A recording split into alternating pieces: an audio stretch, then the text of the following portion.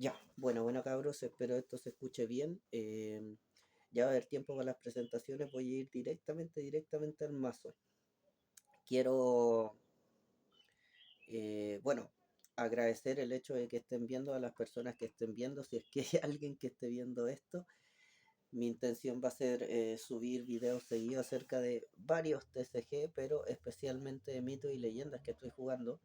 Y por eso también le puse el nombre a este canal como THC, que tiene que ver con el team que me quiero hacer. Es algo utópico, por así decirlo, por el momento, porque lo creamos con dos personas. Así que por el momento todavía no se le puede llamar team, pero quiero empezar a subir videos. Ya llevo un tiempito en los torneos en mitos y leyendas y puedo identificar, creo yo, bien cuál es el meta y cuál no. Y también puedo entender lo difícil que puede llegar a hacerse un mazo meta hoy en día, con lo rápido que funciona mitos y leyendas con respecto a las cartas nuevas o a las cartas que van baneándonos. Así que hice esta sección que se va a llamar Humildeck.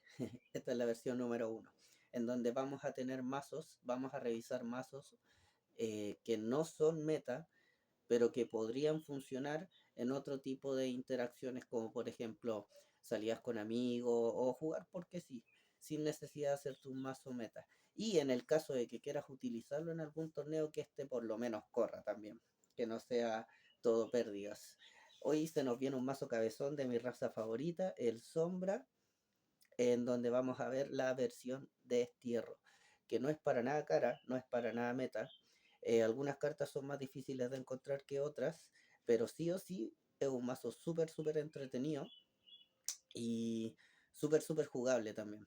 Vamos a revisar entonces cómo está compuesto partiendo por la base de los aliados. Vamos a ver un poco el micrófono para acá, para que se alcancen a ver esto. No voy a mostrar las cartas en la cámara para que sea más cómodo para mí el hacer la locución con el micrófono, porque estoy de pie mientras la cámara está grabando directo hacia abajo. Trato de que se vea lo más, ¿cómo se llama esto? Eh, que se vea lo mejor posible las cartas, que es lo importante. Pero las voy a mencionar acá y probablemente vaya a salir en un cuadrito al costado, así que igual le voy a poner dedicación con respecto a eso. Entonces, vamos a partir con estos 19 aliados de raza sombra, desde el menor al mayor. Vamos a partir con 3 copias de Sichol Grisenchos, que es un aliado justamente que sirve para desterrar cuando entra en juego, destierra la carta del tope del mazo del oponente y puede volver por 3 del cementerio. Entonces tiene sinergia concreta con el mazo. Dos sonrientes, porque aquí podemos con el Kaoranach destruirnos aliados, y el sonriente es una herramienta de robo muy buena. Y también vamos a poder prescindir de cartas de la mano, entonces podemos descartar cartas con el sonriente y así mitigarnos daño importante. Como habíamos dicho, teníamos los sonrientes porque también tenemos 2 copias de Kaoranach, parte esencial del mazo, del motor del mismo, pero por 3 termina quedando muy pesado. Aparte que vuelve por 4 del cementerio. Cada Nach puede destruir una carta en el campo de batalla, puede sacrificar un aliado de raza sombra para barajar 2 cartas del cementerio al mazo castillo. Y esto convea con varias cartas de este mazo.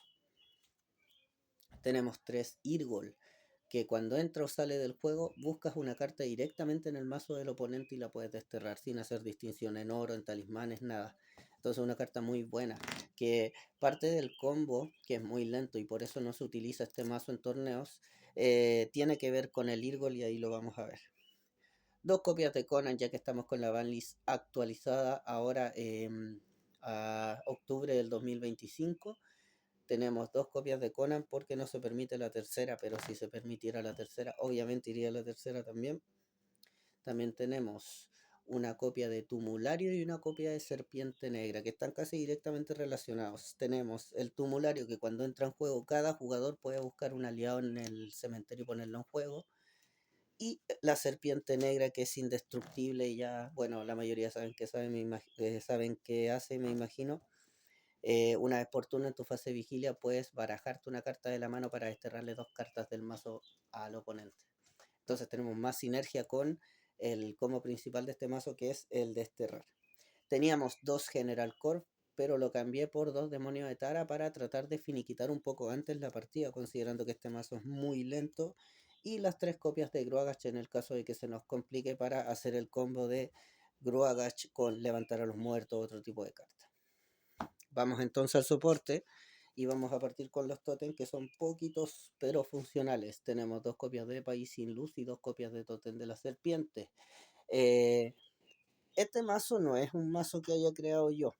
Bueno, la versión de destierro existe desde hace tiempo. De hecho, el arquetipo de destierro está en el sombra súper tangible. Se notan las cartas que querían hacer sinergias con ese arquetipo. Pero la versión control específicamente, recuerdo que, si no me equivoco, era de Yerko Corbalán. Y el loco tenía un mazo súper entretenido.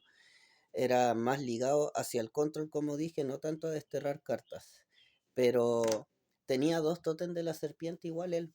Porque en el caso de que la partida se le fuese muy al agro, él, en vez de buscar el país sin luz, buscaba el tótem de la serpiente y trataba de aguantar o mitigar daño con los Irgol o los Conan. Entonces por eso yo también lo dejé. Es una buena opción para tratar también de finiquitar la partida, porque lo he dicho antes y lo voy a volver a repetir, yo creo que un par de veces, el mazo es muy lento. Entonces es difícil poder armarte plenamente en este mazo. O con este mazo, perdón. Tenemos entonces, para seguir con el soporte, un caldero de la abundancia, porque en este mazo es súper importante siempre tener una buena curva de oros. El morir de pie, que es una anulación casi global y muy buena. Tenemos 2 copias de las 3 plagas para seguir aumentando el destierro del oponente. 2 red de plata, porque este mazo es muy control y nos van a servir para la parte final o la recta final de la partida. Y justamente 2 copias de sajones. Ahí ya abajo se alcanza a ver que tenemos oro sin habilidad, y esto nos va a servir para poder rampear y aguantar un poco más el agro. Por último, un levantar a los muertos, que si no saben lo que hace, el levantar a los muertos se juega solamente en respuesta a un ataque oponente y te permite buscar un aliado en el cementerio y ponerlo directamente en el campo de batalla. Si el aliado puede bloquear, tiene que bloquear. Por último, tenemos un martillo pesado. No voy con 2 copias, más que nada porque la mayoría de las cartas no permanecen en el campo, casi siempre solamente el Gruagach o el Cadoranache. Entonces, al final, tener un martillo pesado podría significar estancarte la mano con esa carta, básicamente. Vamos por último con los oros, que aquí reconozco, la mayoría de los oros los tengo en el mazo sombra agro, pero por eso también se me hizo interesante dejar esta base de oros así, porque no es la base más común. Y estamos hablando de mazos que requieran de poca plata, por así decirlo, para que funcionen bien. Y encuentro que con estos oros, que para nada son los oros más importantes en Hijos de Dana, funcionan súper bien entre ellos y con el mazo. Entonces, como habíamos dicho, tenemos 3 copias de oro sin habilidad para tratar de buscarlos con el sajones. Lo ideal es lo antes posible. Tenemos un Ogam para ir rampeando un poquito los totem, un pilar botero en el caso de que tengamos muchos blockers, una manzana aside para ir filtrando, que en este mazo es súper bueno, una copia de gaitas, ya que está permitida por uno, letanía. Este oro es para que conve directamente con estos 3 de acá. En el caso de que nos quieran quitar la habilidad al salmón del saber, o con un Karmix enemigo no podamos utilizarlo. Bueno, no sé si en la segunda opción se puede utilizar, pero en la primera sí o sí tenemos letanía para subirnos a la mano y así poder asegurar el prevenir el daño, que muchas veces podría ser letal. Una copia de Glass y una copia de Karmix. Ya, uno para controlar los totem oponentes y el otro para tratar de controlar también los salmón del saber del oponente, las bibliotecas eternas que están se están usando mucho últimamente. 3 copias de Horda Fomor, porque jugamos mucho con el cementerio y el orito inicial. y con eso tenemos el mazo listo.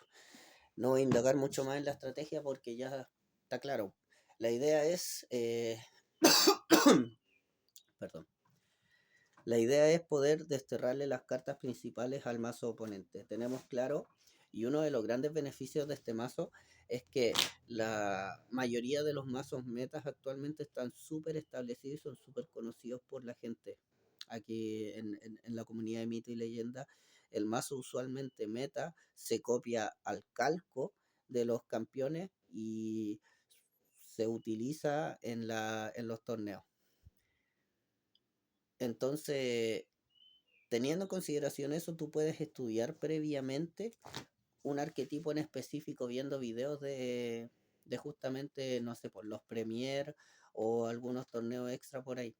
Puede que haya una u otra carta tech que apliquen las personas, pero usualmente la base tiende a ser la misma. Entonces, el buscar cartas que podrían ser claves o motor del mazo contrario, en este caso con el Sombra Destierro, no es tan difícil. Eso es lo primero. Y lo segundo tiene que ver con el hecho de em, poder tener en consideración lo que te puede jugar tu oponente. Porque con el Irgol puedes ver la mano del oponente.